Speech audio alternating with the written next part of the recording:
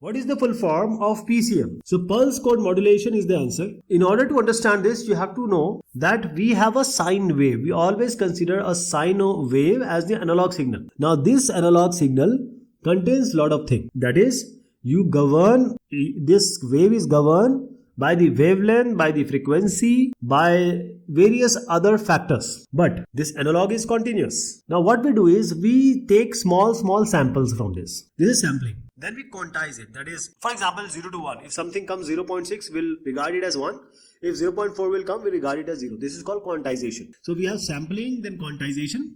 And then we have different kinds of coding like Huffman coding, etc. So this whole scenario of the wave pulse analog, small samples are taken, and finally after all the different technologies which I just told you, only 1 and 0 is achieved or received, is transformed basically. So a signal is pulse code modulated to convert its analog information into binary sequence. What are binary sequence? 1 and 0s. The output of the PCM will only be a binary sequence. So an analog signal, say for example it is governed by a sin omega t plus phi equation. Now you will have only 1 and 0s. So this 1 and 0s make this analog convert to digital, and now as I said, the amplitude, the frequency, the wavelength, all which is with analog. Now you have 1s and 0s, the frequency of 1s and 0s, all these, because we use in different coding, as I just told you, that Huffman coding, etc. So this is sampling. First part, you have 10 mangoes, just take 2. If they are okay, you say, oh,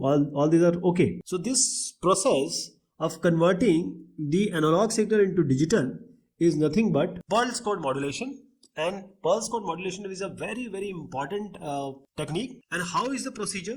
What are the steps being taken here? Now let's go one by one. First thing, this is the transmitter section. So in the transmitter section of the pulse code modulator, that is PCM, there is a circuit. It consists of first of all, as I said, sampling. Then we have your quantizer or quantizing is done. Then the encoding is done. Okay, which are performed in where? Analog to digital converter section. Low pass filter which you see here is just to prevent the aliasing factor. That is, the low pass filter prior to this sampling which you see here prevents an aliasing of the message signal. Sometimes when you take the picture when you're moving, there is a glitch, So that is called an aliasing. So that aliasing you can anticipate here, a kind of that thing.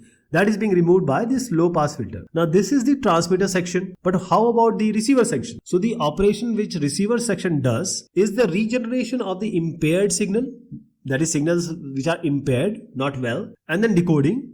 And finally the reconstruction of the quantized pulse train, that is the analog signal is just a wave or a pulse, continuous.